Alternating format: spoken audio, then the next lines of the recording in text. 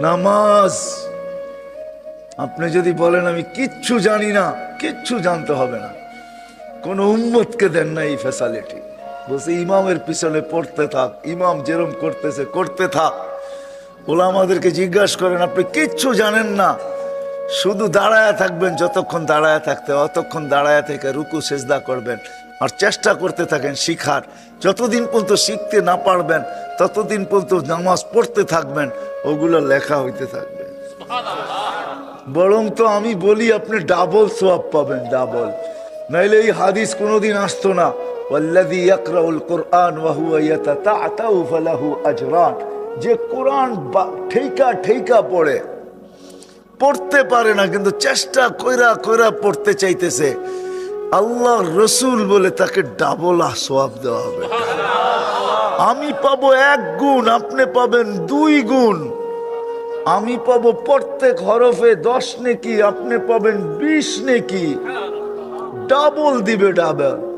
পাবেন না? কত বড় মূল্যায়ন করেনেওয়ালা আল্লাহ। মূল্যায়িত করে, মূল্যায়ন করে।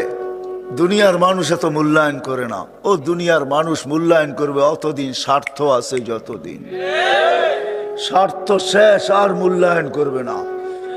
মূল্যায়ন করবে অতদিন সম্পর্ক আছে যতদিন, তারপরে আর মূল্যায়ন করবে না। ঠিক না? হ্যাঁ, 2-1টা উদাহরণ দিলে বুঝে আসবে। ঠিক না? হ্যাঁ, মালা দিয়েই তো বরণ করছিলেন। ঠিক না? গরুও তো কাটছিলেন। ঠিক না? কিন্তু মেয়ের সাথে সম্পর্ক খারাপ হয়ে গেছে, গলায় রশি বান্ধা কোটে নিয়ে দাঁড় করাইছেন। ঠিক না?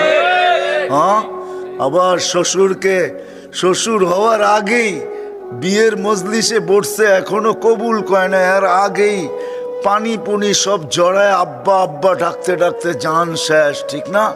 সম্পর্ক খারাপ হয়ে গেছে, কয় তোরে দেখিস, আগেরটা কইলাম না। ঠিক না? দুনিয়ার মানুষ এরকমই, আল্লাহ এরকম না। আল্লাহ তো আল্লাহ। এই জন্য আপনাদেরকে বলি, জান জান কালকেই 99 নাম অর্থ সহ পাওয়া যায় লাইব্রেরিতে। একটা কিনেন, 20-25 টাকা খরচ হবে, 30 টাকা খরচ হবে।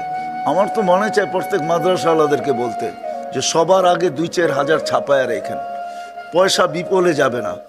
যে নিবে ও 10 টাকারটা 20 টাকা দিয়ে নিবে। একবার পড়া দেখেন, তর্জমা পড়া দেখেন যে প্রত্যেকটা নামের অর্থ কি। তখন আপনার এখানে গাঁথবে যে আমি কোন আল্লাহর বান্দা। এখন তো আল্লাহ চিনি না, তর্জমা